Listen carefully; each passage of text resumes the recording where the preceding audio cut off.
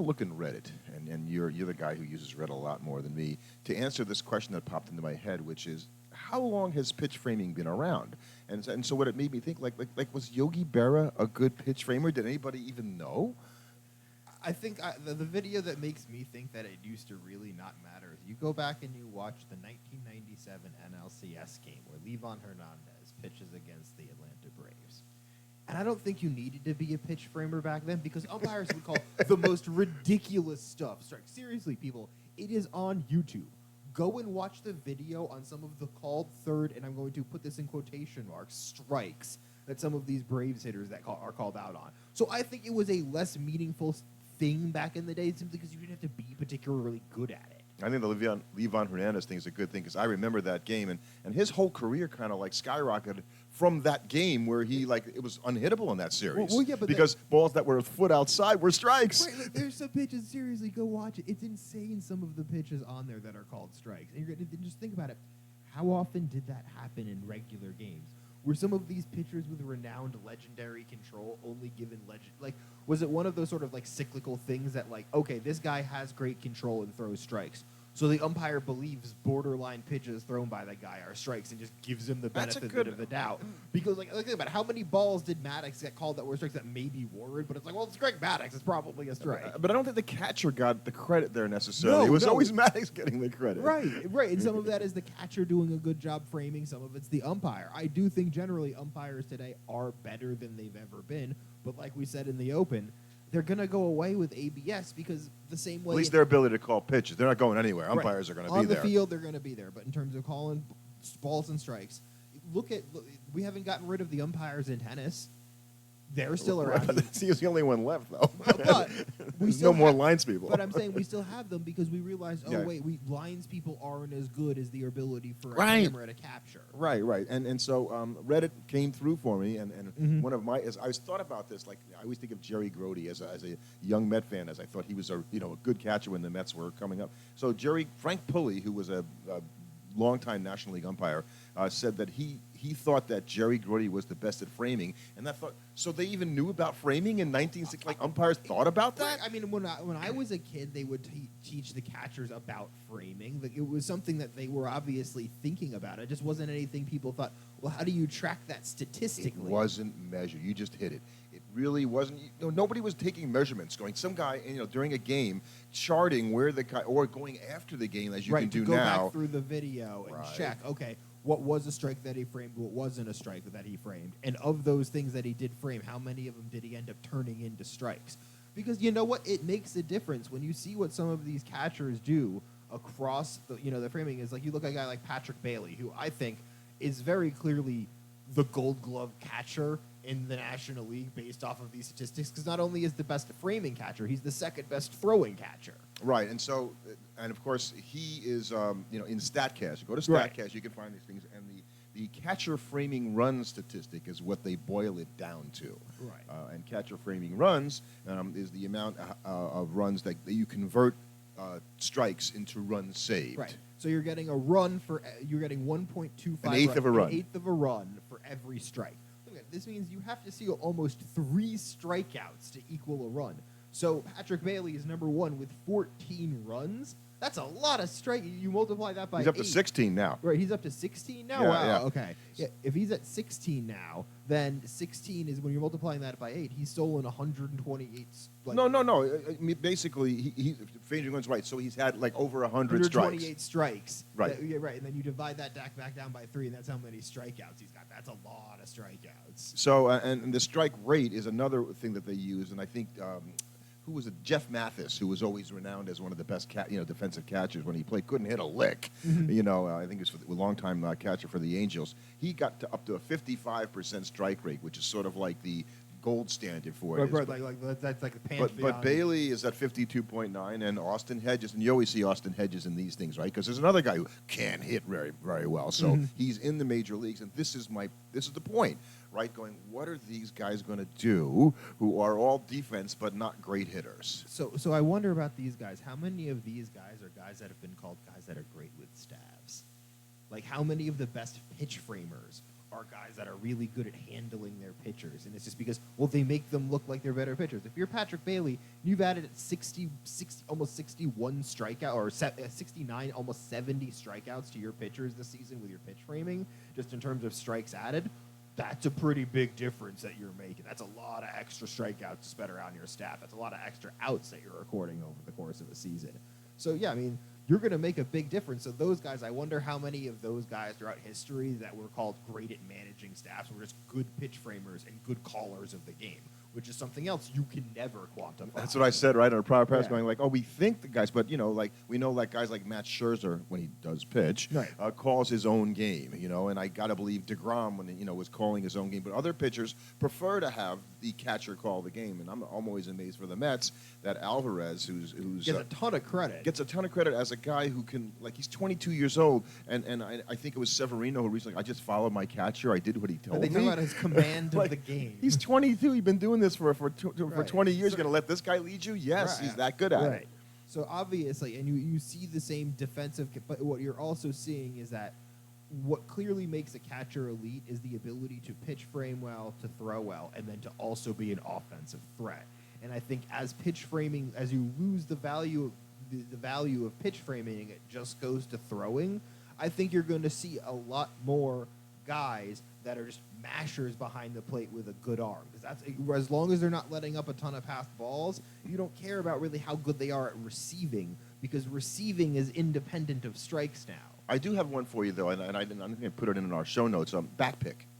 Right, so that's become a much more important play because it doesn't count as a disengagement by the pitcher. I think that is something that's sexy, but it's not that impactful. I think what you like. It's I'm going to argue that it has a similar effect to a lob over to first base to let the guy know that he's there. Right, but in terms of its actual impact of the game, I think it's about the same as a lob over to first base. Right, in terms of you're not picking the guy off. You're not doing it can anything. happen. We saw it happen this week. Right. But the reason why I say that is we'd say Francisco Alvarez is pretty good at the backpack, but he's one of the worst throwing catchers in the major league. So to me, right there, that says it's obviously not that value, even though we see him do it all the time. I think it's just one of those things that looks cool as a fan because it's like, oh, wow, you don't expect it. It's unexpected, and he snaps one over there, and sometimes they get him. But, like, it never really happens. So for the most But it was a skill that was really not important at all until they changed the disengagement rules. All of a sudden, okay, now we got something for catchers now to do. we at least have something that makes it right. It's another way to check the runner at first, especially when some of them get real, like especially if it's a guy that's dancing without stealing when there's 2 pickoff attempts. Okay, yeah, throw a backpack and see if you catch him sleeping or trying to get too big a lead. And what you're trying to do is, we used to say, soften him up a little bit. So if the runner is leading and you can have him have to dive back to first base a couple of times, all of a sudden you're hoping to take some of the starch out of his ability to steal the base. Even if he wants to steal the base, maybe he takes 1/2 step less of a lead. And that's theoretically. So went back and took a look. And so if we're going to look at offensive catches, right? So the Austin Hedges of the world, the guys who have really low average, and maybe Austin Nola The vast was a guy majority like that. of catchers for Pretty the history much, of right? We'll talk baseball. about the really good catchers who do, both at this point, and they're going to become even more valuable, and I think they're going to get paid even more as a result of that. I think they're gonna jump to being like a superstar, like shortstop level superstar, like center fielder, biggest. Will Smith right now, and who does it on both ends, right, is an offensive has to catcher. probably be the most valuable catcher in And baseball. the Dodgers were really smart and signing him to a long-term deal, and I don't think I realized how he had both aspects of the game at the very, very top. I think what surprised me looking through the statistics is how not good JT Realmuto was on them. Like, I was surprised by that because he's so renowned as a good defensive catcher, but that the fact that he just he was 15th on throwing and like really low on frame. And to his, I guess, defense, if you will, he's always injured in some way. That guy is dinged up, as most catchers are. Right, but he's caught a lot of the. Well, and guys play hurt, and JT is one of those guys. Right. As you know, I admire him very much. So took a look at, if you go to the all-time offensive catchers in terms of ops, which is, as good a measure as any to look at it. So number 1 is Mike Piazza. And if we remember, Mike Piazza was not renowned as a great defensive catcher. He called a good game. That was one that they like to say. He called a good game. He handled the staff well, but he couldn't throw it all. I mean, guys ran like wild on Piazza. He was decent at blocking balls.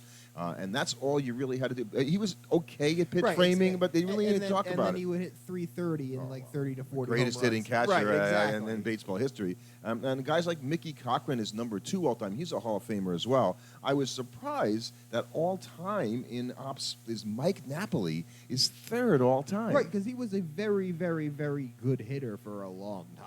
And so he doesn't have Hall of Fame statistics because he just hasn't played enough games, I think, and is not of that ilk. 120 career home runs is going to get you there. But when you sustain what he did offensively for a long time, That's why I was surprised. That's why he kept finding teams and contracts to play, because the guy could just hit from a position where it's hard to find people that will play. I think one of the issues is that if you're a person that's athletic, and even if you like catcher, you know by playing catcher you're going to potentially shorten your career right, and, your and become less potential. athletic. Right. So why would you go back there? Why would you just go to first base if you are a like guy that Joe can hit? Mauer, who's Right. number 4 all time, and that's what he did. Bill Dickey is this is Hall of Famers. The rest of the ops list in order. Shockingly. Campanella, Roy Campanella, Gabby Hartnett. I'm surprised Bench isn't up there, just given the way they talk about him. Excellent point. Jorge Posada is behind Gabby Hartnett at number 8, which kind of, I guess it shouldn't have surprised me, but it does a little bit. And then you have Victor Martinez. Is a guy that you wouldn't have expected being in that. Well, I mean, I would expect him up there as a catcher if we're considering him that, considering not a lot. He played 1,000 games at catcher. Right, yeah, and he hit very, very well. Javi Lopez is number 10, so you still Wow. haven't seen Johnny Bench in this Right, list here. that was my point. And Babe Feldman. Now, Johnny Bench was also a fantastic defensive catcher, and so now you've got a guy who had home run power at that position, which was fairly unusual Right. then and now, for that matter. And he had the great defense But given as the well. way everybody talked about Right. him, I expected him to be like top 5. Well, Yogi Berra's not on this list. No. So, and you would think of Yogi.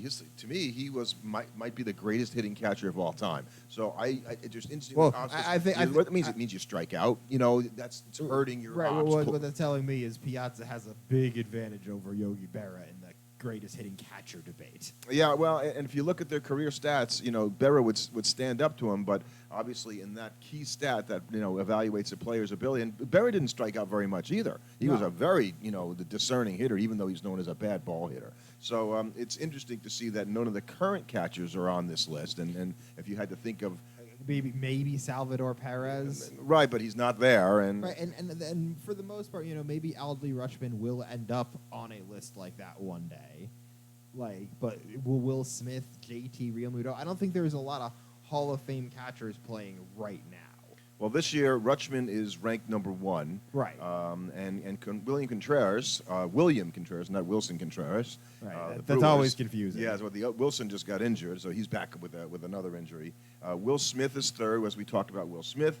There's your Perez at 4. Real Malta is 5th this year. Right, so he's still hitting. Right. Logan O'Hop which is a Having name a very good season for the Angels, I believe. Yanni Diaz of the Astros. He's had a miraculous season. There's Wilson Contreras is next, a guy who killed our Mets a couple weeks ago. Cal Raleigh was a one-man wrecking crew. And then Alvarez is 10th, and he's having, I think, by a Met subpar offensive yeah, season, although it's only his second year. I mean, it's been a disastrous second half. Right. So, the guy that everybody thought was going to, really rise up is Gabby Moreno, and he's kind of not you know had a who great also joined offensive- him, and that was Jonah Heim. Jonah Heim also not having a great season. Again, a guy who's been on and off. But I'm seeing a lot of these catchers in their second year, big year, really struggling. So I wonder if Sean Murphy's another guy. I wonder right? if there's a lot of catchers just young guys hitting a wall after catching a full major league season like that for the first time, like Gabby Moreno goes on a deep playoff run for the first time. Like all these guys are really getting the experience of being major leaguers. It's got to take a toll on your body, even if you are 22. Right. And catching guys stealing, catchers are doing better than they were a couple of years ago. But I don't feel, when you look at the stats, there's no outlier there. One catcher who is like, you can never steal on this guy. Because I think because stealing is so not something that's entirely in the catcher's control. How many stolen bases do you see that are just stolen on the pitcher, where it didn't really matter how good a throw the catcher made? He never had a chance on the guy. Right. And I think the best throwing catcher is thought to be Will Smith and Patrick Bailey, like you were talking about him before. I was surprised to see Shea Langoliers, who's having a really good year for Oakland. Right. The A's have been exactly what I was kind of saying they were going to be. They were going to be pesky bad. They're not, they're not a good baseball team, but they're a good enough baseball team. They've been playing very well in the second half, actually. They have, and he's both offensively a really good player, and obviously as a thrower at least. But if you take out the framing, it'll be interesting to see as to how valuable he's going to be. And really, I think you're going to have a situation where you might have a team have to have two catchers that can hit and play. Right, right. You need two guys. Your backup catcher used to be a person that really didn't have to hit at all. all. Your backup catcher was a guy that was purely there for defense. The Sunday catcher. Now you might have a guy that's purely there for offense. He might not be very good at catching, but you know what? It doesn't matter. He hits well enough, and he'll get behind the plate. But that's going to be hard to find guys that are willing to do that. Yeah, I think the position is going to change, and I don't think we know exactly. I expect, as you do, that there'll be more hitting. But that second catcher, are you still thinking you're going to catch your A catcher 5 games a week and the B catcher 2, which is sort of how it feels they do it now? I do wonder how much less stressful catching will be on the catcher, though, without framing. Because that's interesting. You think about it, framing is a very intensive activity for the catcher. Every pitch you're trying to steal that strike. You literally just don't have to do that. All you have to do is just kind of catch the ball. It takes a lot of mental pressure off of you. Do you think it would enable the catcher, and I'm just thinking this, to pay more attention to base runners on the bases because you're not worried about framing? Now you really can kind of keep a side eye on the guy going. You're not nearly having to focus on. I think that's a good point. You just catch the ball, throw it back to the pitcher. Like your mental strain on the game, because you have to be so at attention for every pitch and trying to frame it just so. Now you don't have to do that. You don't have to make all those micro adjustments and hold the glove there every single time. You can just catch it and drop it. That's just a lot less energy you're expending. I'm not going to say suddenly it's going to make catching easier, but I think it's just less that you have to do. And because teams are running more, but they're not necessarily being that much more successful. The top estimated caught stealing catcher is Andrew Knizer from the Texas Rangers, who hasn't played that much. So he's got the highest percentage rate at 36%. He's sort of the outlier because after that, Luis Torrens of the Mets is second. Who's another guy that hasn't played that hasn't much. Played with 29%, and then everybody else is 28%, 27%. So I don't think there's enough of a difference there in the rate that makes it. So I think what's going to say is that the average best catcher in the league is going to be somewhere between 29 and 31%. The best guys, yep. And having a truly elite and freaky season would be full season over 35%. And I guess if you're under 20%, you're bad. Real Molto is there this year, which is why you mentioned him as to that's a surprising season. And again, you never know, a guy's got a shoulder problem, which I think Real Molto does, and maybe that really pushes down your steals rate. But because guys are running more, I think that's going to be something that you're going to have to bring to the table.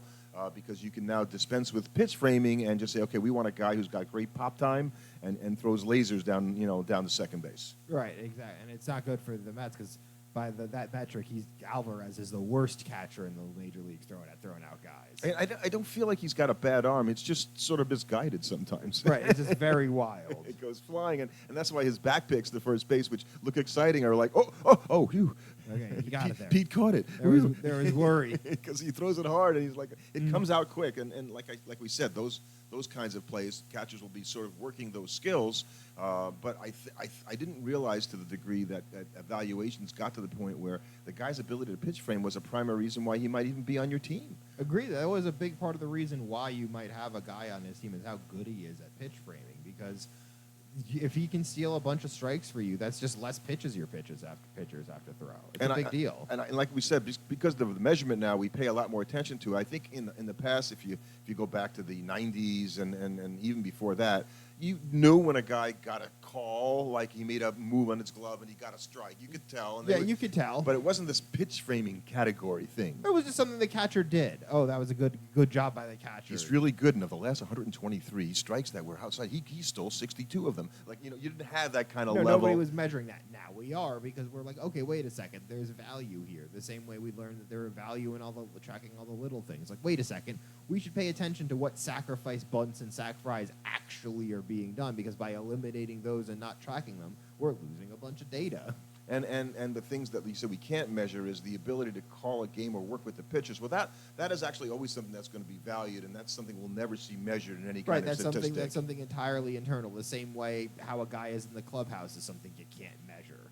how much the guy contributes to team vibes isn't something you can put a statistic to, but it's important nonetheless. And I just wonder at the minor league levels and let's say the college level, right? You've got catchers and coaches who are steeped now in this pitch framing tradition.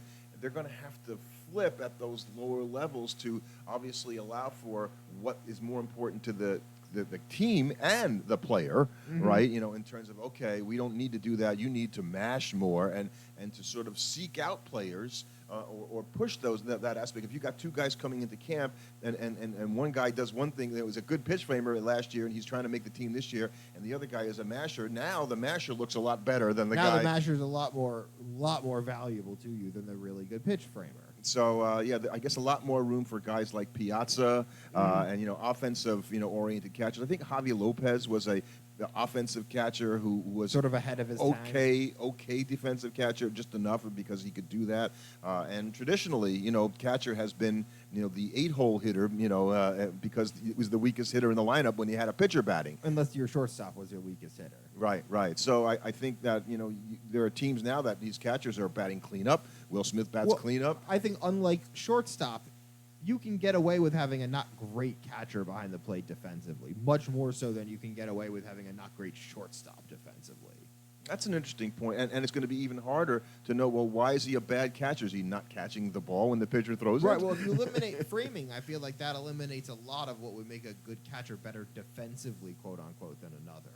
Unless you're a guy who simply can't throw. There's one thing not to be able to. I don't think you're going to get there if you can't throw. A guy like Alvarez we talked about, he can throw. He's just not very accurate. Right. So he can get better. Right, he can get better, and there's at least a threat he's going to throw you out. If somebody literally couldn't throw people out, then he'd be a nightmare for the team. Right. If you have a ponderous pop time and a bad arm, I don't think you're going to play catcher very much. No, because you're just going to be a DH then. You better hit. Otherwise, anytime a pitcher walks a guy, it's like doubly bad for you because it turns into a guy on second. Yeah. And so I think the position is going to change the way that teams sort of set up for it. And this is all going to happen at once, right? All of a sudden, one year you're going to come in, you're going to have ABS, and these are going to be the results, right, are going to happen quickly. Like all of a sudden, like, oh, God, we don't want this guy on our team and he can't hit at all. Right. No, you're going to have to plan for that. Well, I think no team is going to plan for that because we don't know when it's going to happen. We thought we were going to be having ABS already by now, and now it's not going to be in 2025. That's right, for sure. Exactly. So I think we're still a couple years away from that. So teams have time to prepare, and that's maybe why they're kind of pushing back because they're like, hold on. We need to get our affairs in order before we can engage in such a giant rule change. Because how we evaluate catchers, as we talk about, is totally different in a world where they're not, pitch framing. Right, and so that if you were bad at pitch framing, by the way, and I think Will Smith is like the worst at pitch framing. So Will Smith got better somehow, right? When ABS comes in, he's already one of the best catchers in the game, and he's paid like it because he's great at at throwing and hitting, and he's not going to have to pitch frame anymore. So that's great for Will. So he's underpaid. Right. Well, Well, probably the Dodgers are hoping like, oh man, we'd really like to sign him to his final contract extension before pitch framing is eliminated. I think he had a pretty long-term deal. I could see the Dodgers in the meetings going, yeah, we should get rid of pitch framing now. Yeah, we would like that. That would be great.